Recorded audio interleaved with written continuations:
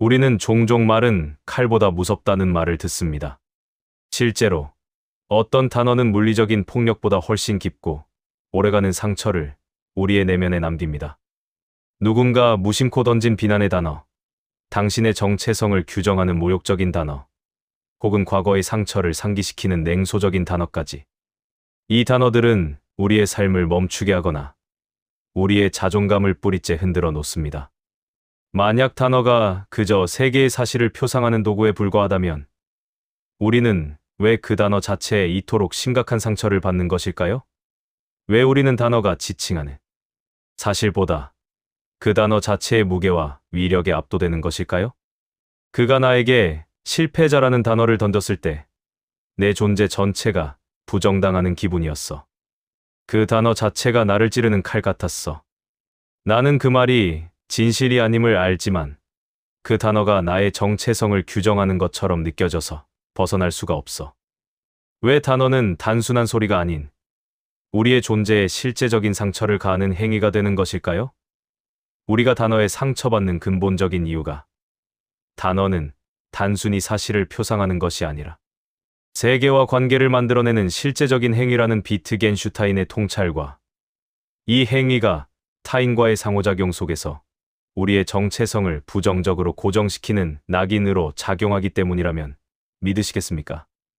이 단어의 폭력성에 대한 역설은 20세기 철학의 중요한 전환점을 마련한 비트겐슈타인의 후기 철학과 사회 심리학의 핵심 이론인 낙인 효과를 결합할 때 그 심층적 통찰이 드러납니다.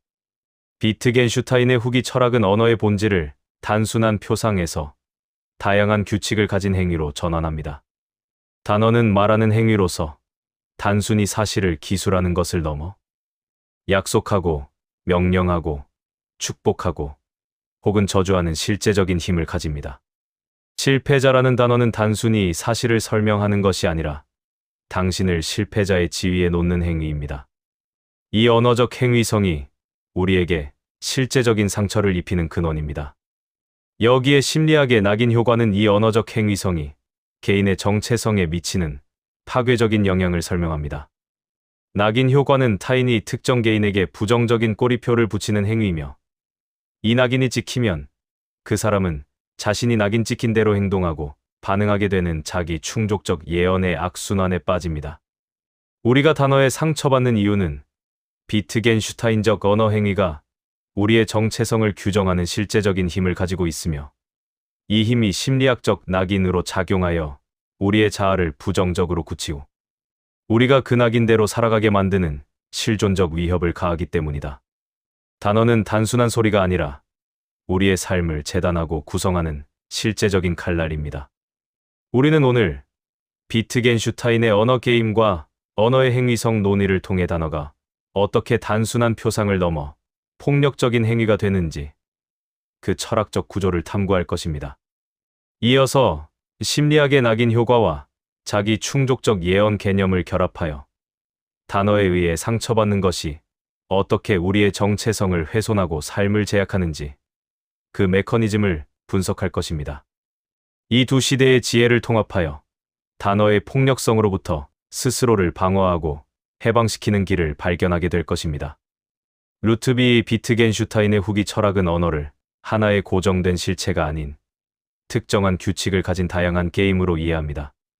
각 언어 게임 속에서 단어는 특정한 기능을 수행하며 이 기능이 곧 행위입니다. 단어는 사실을 기술하는 기술 행위뿐만 아니라 약속하기, 명령하기, 기도하기, 비난하기와 같은 실제적인 행위를 수행합니다. 예를 들어 재판장이 유죄라고 선언하는 것은 단순히 피고의 상태를 설명하는 것이 아니라 피고의 법적 지위를 변화시키는 행위입니다. 이 그림은 단어가 다양한 행위임을 보여줍니다.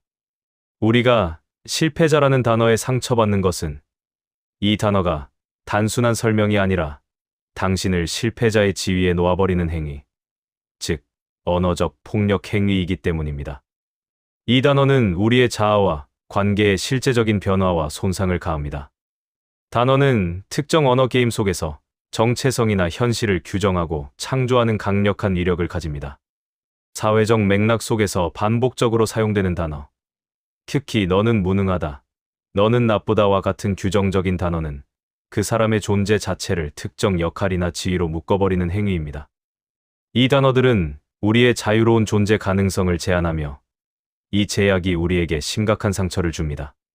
단어는 물리적 실체가 없지만 그 단어가 만들어내는 사회적, 심리적 현실은 실제적입니다. 실패자라는 단어의 행위는 나는 이 사회에서 실패자로 간주된다는 실제적인 현실을 창조하며 이 현실이 곧 상처의 장소가 됩니다.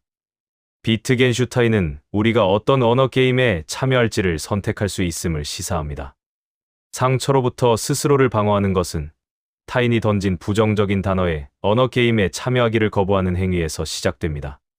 실패자라는 단어는 너는 영원히 가치가 없다는 규칙을 가진 언어 게임을 강요합니다.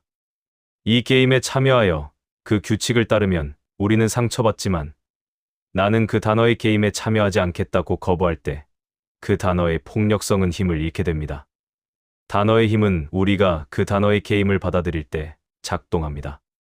심리학의 낙인 효과는 타인에게 받은 부정적인 단어가 어떻게 개인의 정체성을 고정시키고 상처를 지속시키는지 설명합니다. 누군가 우리에게 이기적이다, 게으르다, 멍청하다와 같은 부정적인 단어를 던지는 행위는 곧 낙인 찍기입니다. 이 단어는 우리의 존재를 부정적으로 규정하는 꼬리표가 됩니다. 타인이 이 낙인을 보고 우리를 대하는 방식이 달라지며 우리는 이 달라진 시선 속에서 상처를 받습니다. 이 그림은 단어의 상처받는 메커니즘을 시각적으로 보여줍니다. 우리가 단어에 심각한 상처를 받는 것은 그 단어가 우리의 내면화된 자아상을 건드리기 때문입니다. 타인이 던진 단어를 받아들여 나는 정말 그런 사람인가 라고 스스로를 의심하고 부정적으로 평가할 때 상처는 내면화되어 지속적인 고통이 됩니다. 낙인 효과가 궁극적으로 상처를 지속시키는 이유는 자기 충족적 예언을 유발하여 단어의 폭력성을 현실로 만들기 때문입니다. 타인이 나에게 겁쟁이라는 단어를 던집니다.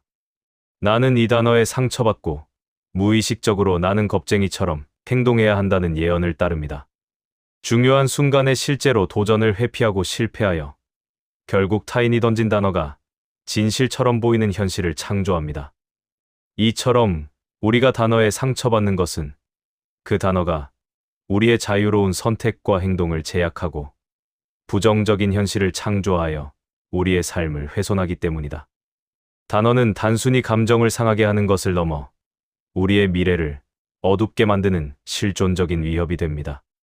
단어의 폭력으로부터 해방되는 길은 나에게 찍힌 부정적인 낙인을 제거하고 자기 충족적 예언의 고리를 끊는 실천에 있습니다.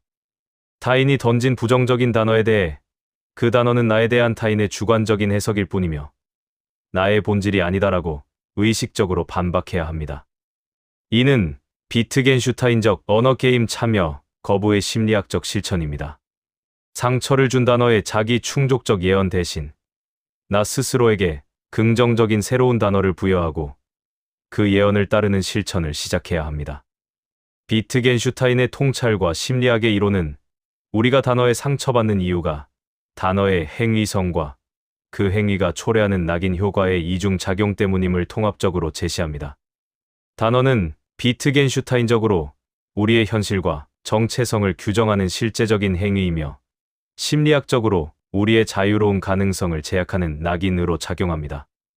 단어의 힘을 인정하되 그 힘에 굴복하지 않고 주체적인 언어 게임 선택을 통해 부정적인 낙인으로부터 스스로를 해방시키는 데 있습니다. 단어의 폭력으로부터 해방되고 정체성의 자유를 획득하기 위한 현실적인 교훈은 단어의 힘을 인식하고 그 힘을 긍정적인 방향으로 재정의하는 실천을 결합하는 데 있습니다. 누군가 나에게 상처를 주는 단어를 던졌을 때 그 단어가 나에게 어떤 행위를 하려 하는가를 명확하게 자각해야 합니다. 그리고 그 행위의 유효성을 거부해야 합니다. 나에게 찍힌 부정적인 낙인을 나의 정체성이 아닌 타인의 주관적 의견 또는 내가 극복해야 할 도전이라는 긍정적인 단어로 재정의해야 합니다. 이를 통해 자기 충족적 예언의 방향을 긍정적으로 전환합니다.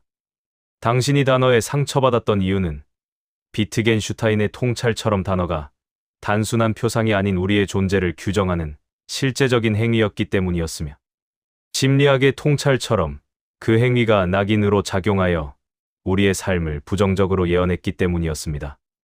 당신을 해치는 것은 단어 자체가 아니라 당신이 그 단어의 폭력적인 언어 게임에 참여하기로 선택한 행위입니다.